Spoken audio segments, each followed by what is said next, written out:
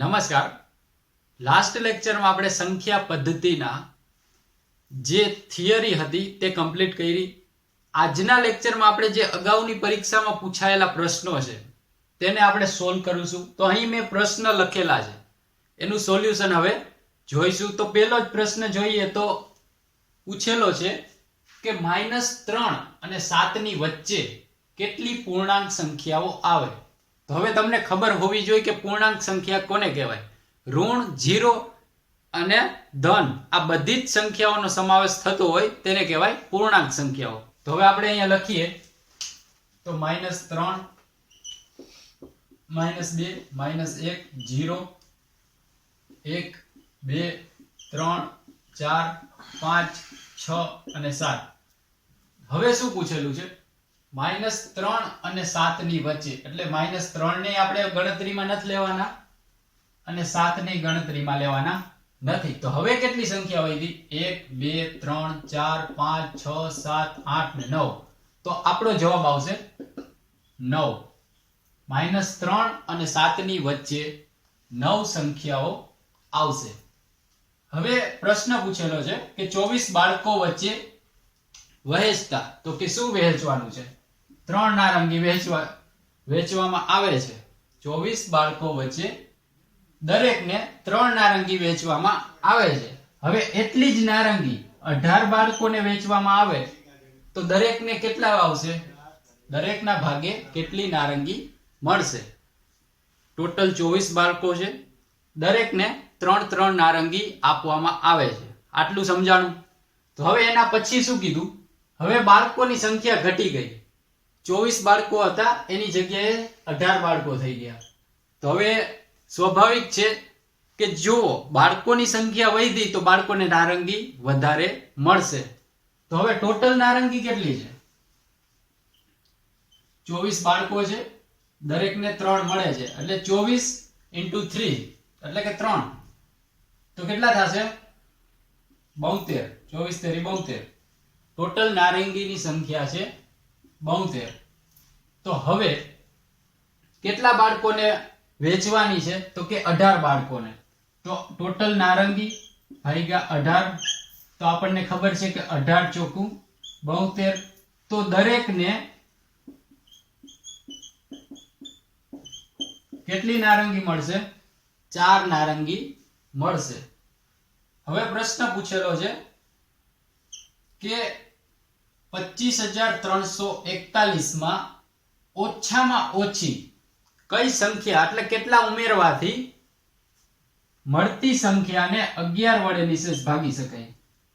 એટલે કે આમાં તમે ઓછામાં ઓછી કઈ સંખ્યા ઉમેરો કે જેને તમે 11 વડે નિશેષ ભાગી શકો, એટલે કે શેષ 0 0 થઈ જવી જોઈએ.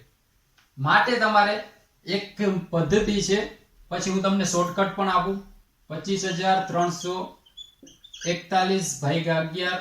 કાંઈ ખબર ન હોય તો આ રીત તો ખબર જ હોય. શેષ કેટલી વધે છે? જે વધે ઓછામાં ઓછી એમાં તમારે જે સંખ્યા ઉમેરો 0 શેષ થઈ જાય એ જ વસ્તુ તમારો જવાબ છે. તો હવે 11 દુ 22, અહીંયા વધ્યા 3, ઉપરથી લીધા 3, પાછા 11 તેરી 33, 0 0, પછી વધ્યા 41, પાછા 11 તેરી 33, હવે 33 અહીંયા લીધા, 41 અહીંયા લીધા, તો અહીંયા વધશે 8. તો હવે 8 માં હું કેટલા ઉમેરું તો 11 થાય? તો કે 3. એટલે કે આપેલી સંખ્યામાં તમે 3 ઉમેરી દો એટલે મળશે કેટલા? 25, 3 અને 43. આને 11 વડે તમે નિશેષ ભાગી શકો. તો ઓછામાં ઓછી કેટલા ઉમેરવા પડશે? તો કે તમારે 3 ઉમેરવા પડશે. તો હવે 11 ની ચાવી તમને યાદ હોય તો આ વધારે સરળ થઈ જાય. 11 ની ચાવી શું કહે છે કે એકમનો સંખ, એકમનો અંક, એટલે કે એકી સંખ્યામાં રહેલા અંક. એટલે કે જો આ 1 3 અને 5 એનો સરવાળો 2 3 વત્તા 1. એકમના અંકનો સરવાળો એટલે કે આ 2 નો 3 નો 1 નો એનો સરવાળો માઇનસ એટલે કે એનો તફાવત બેકી સંખ્યાના અંક, બેકી સ્થાનમાં રહેલા અંક કેટલા છે? 5 ને 4 9, એનો સરવાળો 5 + 4 એ થાય છે 9. આનો સરવાળો કેટલો થાય છે? 3 ને 4 અને 2, 3 ને 4 ને 2 6. તો હવે આનો તફાવત અથવા તો 0 થવો જોઈએ અથવા તો 11 થવો જોઈએ. તો આમાં જુઓ તફાવત કરવા અહીંયા 6 વધે છે તો એમાં ઉમેરશો કેટલા? 3. તો તમારો તફાવત 0 થાય અને તમે એને 11 વડે નિશેષ ભાગી શકો. સમજાણું કે ન સમજાણું? વસ્તુ સમજ્યો. એકમના સ્થાન ઉપર રહેલા સંખ્યાઓ અને બેકી સ્થાન ઉપર રહેલી સંખ્યાઓનો તફાવત 0 અથવા તો 11 થવો જોઈએ તો જ તમે તેને 11 વડે ભાગી શકો. એ 11 ના ચાવી છે. તો હવે આપણે આને 0 કરવા માટે 3 ઉમેરવા પડે છે તો એ જ તમારો જવાબ આવે છે. ત્યારબાદ છે 2 અંકની એક સંખ્યાના અંકોનો સરવાળો તેમજ તે જ સંખ્યાના ગુણાકાર બે સેમ થાય એવી સંખ્યા કઈ? એટલે કે સરવાળો એ જ થાય અને ગુણાકાર પણ એ જ થાય, જવાબ સેમ જ મળે એવી સંખ્યા કઈ છે? એ પ્રશ્ન પૂછેલો છે. તો આપણે આ ઓપ્શન ઉપરથી ટીક કરવાનો જવાબ. 2 × 2 = 4, 2 + 2 = 4. તો આનો તમે જોશો તો ગુણાકાર અને સરવાળો બે સેમ થાય છે તો આપણો જવાબ જ એ છે. બાકીમાં તમને હું ખાલી એમને કહી દઉં તો 2 1, તો આનો ગુણાકાર ને સરવાળો સેમ થતો નથી. 1 + 0 1, 1 × 0 0, આમાં પણ થતું નથી. જ્યારે 2 3 5 2 3 6, તો આ પણ સેમ થતો નથી. તો આપણો જવાબ શું આવશે? 22. આ 22 એવી સંખ્યા છે કે જેના અંકોનો ગુણાકાર પણ 4 થાય અને સરવાળો પણ 4 થાય. તો આપણો જવાબ શું છે? 22 22. હવે વધુ જે સંખ્યા પદ્ધતિમાં પૂછાયેલા પ્રશ્નો છે તેની માહિતી લઈ લઈએ. હવે સંખ્યા પદ્ધતિમાં અગાઉની પરીક્ષામાં પૂછાયેલા પ્રશ્નોમાં જોઈએ તો પાંચમો પ્રશ્ન એવો છે 5.1/4 ના વિરોધીના વ્યસ્તની સંખ્યા કઈ? પ્રશ્ન વ્યવસ્થિત સમજવો. વિરોધીનો વ્યસ્ત કીધો છે તો સૌથી પહેલા તો આ જે અપૂર્ણાંકમાં આપેલી છે એને અંશ અને છેદમાં ફેરવીએ તો 5 × 20, 20 + 1 એટલે કેટલા થશે? 21. તો અહીંયા આપણે લખીએ 21/4. હવે પહેલા તો એની વિરોધી સંખ્યા કઈ થાય? -21/4. હવે એનો વ્યસ્ત પૂછેલો છે તો એનો વ્યસ્ત કરવા માટે માઈનસ તો એઝ ઇટ ઇઝ રહેશે 4/21. તો આ આપણો જવાબ છે, વિરોધીના વ્યસ્તની સંખ્યા. શું કર્યું? પહેલા અંશ અને છેદમાં ફેરવવું, પછી એની વિરોધી સંખ્યા લખી, પછી એની વ્યસ્ત લખી. સ્ટેપ બાય સ્ટેપ તમે પ્રશ્નને સોલ્વ કરશો તો મેક્સિમમ તમે 10 થી 20 સેકન્ડ, એથી વધારે આમાં ટાઈમ જ નહીં લાગે. ક્લાસ 3 એક લેવલના એક્ઝામ હોય ત્યારે આ ટાઈપના જ પ્રશ્નો પૂછાતા હોય છે. તો હવે એના પછીનો પ્રશ્ન છે કે વાસ્તવિક સંખ્યા ગણ દર્શાવવા માટે કયો ગણનો ઉપયોગ થાય છે? વાસ્તવિક સંખ્યાને દર્શાવવા માટે શું ઉપયોગ થાય છે? રિયલ નંબર એટલે કે r નો ઉપયોગ થાય છે. ત્યારબાદ પ્રશ્ન આપેલો છે પાઈ અને 22/7 માં પછી ડેશ કરીને આપેલું છે. તો ઓપ્શન છે સમય સંખ્યા છે, અસમય સંખ્યા છે, અસમય સંખ્યા છે, સમય સંખ્યા છે, એ ટાઈપના ઓપ્શન આપેલા છે. તો આપણને ખબર છે પાઈ છે એ કેવી સંખ્યા છે? પાઈ છે એ અસમય સંખ્યા છે. જ્યારે 22/7 એ કેવી છે? સમય સંખ્યા છે, કારણ કે અંશ અને છેદમાં આપેલી છે. હવે પ્રશ્ન છે એક સંખ્યામાંથી 8 બાદ કરી 5 વડે ભાગીએ અથવા તે જ સંખ્યામાં 13 ઉમેરી અને 8 વડે ભાગીએ તો જવાબ છે ને બેયના સરખા મળે છે. કોઈ એક સંખ્યા લઈએ x,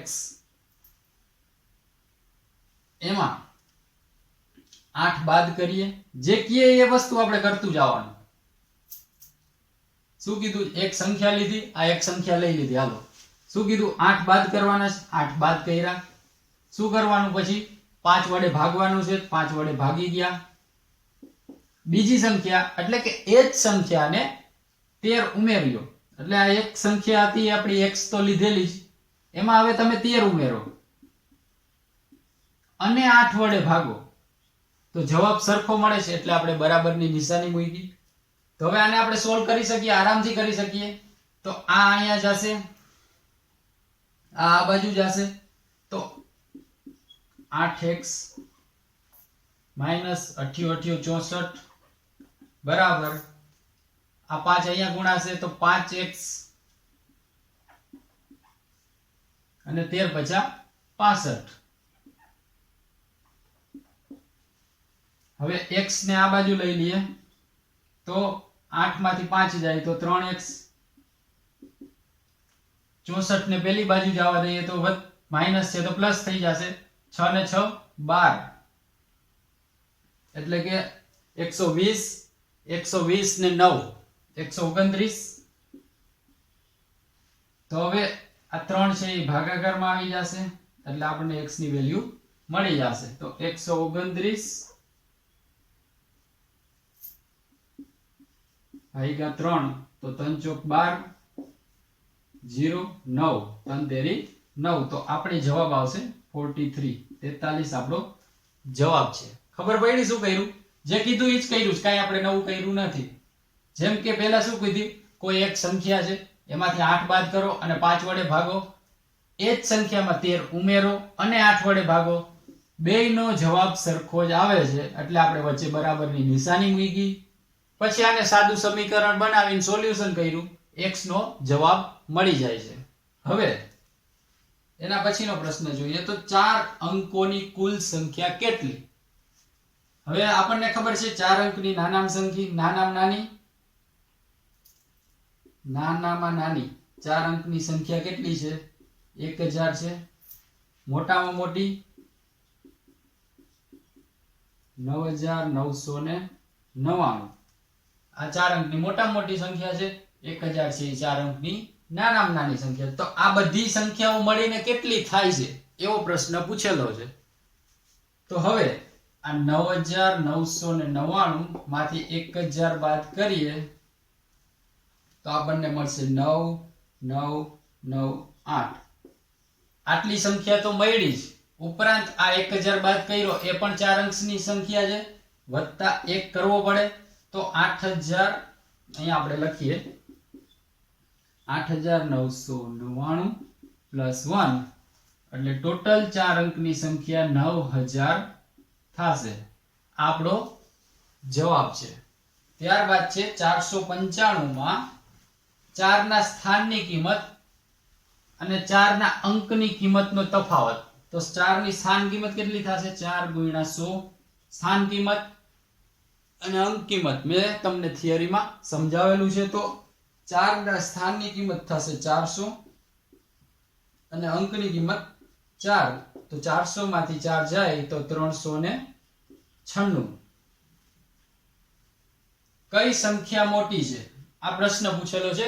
4 ઓપ્શન આપેલા છે કે કઈ સંખ્યા મોટી છે. માઇનસમાં તમને જે મોટી લાગે એ હંમેશા સંખ્યા નાની હોય છે. મેં તમને સમજાવેલું છે. સંખ્યા રેખા ઉપર તમે જ્યારે 0 થી દૂર જતા જાઓ જમણી બાજુ તો એ સંખ્યા નાની થતી જશે અને જેમ જેમ 0 ની નજીક આવતા જાઓ એ સંખ્યા મોટી થતી જશે. તો -40 સૌથી નાની છે. પછી એના પછી છે -30 એ 40 થી પણ થોડીક મોટી, 20 એનથી મોટી અને સૌથી મોટી સંખ્યા થાય છે -10. તો આપણો જવાબ આવશે -10 સૌથી મોટી સંખ્યા છે. તો સંખ્યા પદ્ધતિના આજના લેક્ચરમાં આપણે 10 લેક્ચર આપણે 11 એક્ઝામ્પલ સોલ્વ કર્યા. નેક્સ્ટ લેક્ચરમાં હજુ પણ સંખ્યા પદ્ધતિના અગાઉની પરીક્ષામાં જે પૂછાયેલા પ્રશ્નો છે એને સોલ્વ કરી સબસ્ક્રાઇબ કરવાનું ભૂલાય નહીં. અને જે મારા જૂના લેક્ચર છે ઇંગ્લિશ ગ્રામરના છે, ગુજરાતી ગ્રામરના છે, રીઝનિંગના છે, ઘણા બધા 100 થી પણ વધારે લેક્ચર છે, સાહિત્યના લેક્ચરો છે, તો એ બધા તમે જોવો તો તમારું આ બધું રિવિઝન થઈ જશે અને જ્યારે હું તમને અહીંયા સમજાવતો હોઈશ અગાઉની પરીક્ષાના પૂછેલા પ્રશ્નો એ પણ સમજવામાં સરળતા રહેશે. તો મળીએ આપણે નેક્સ્ટ લેક્ચરમાં. જય હિન્દ.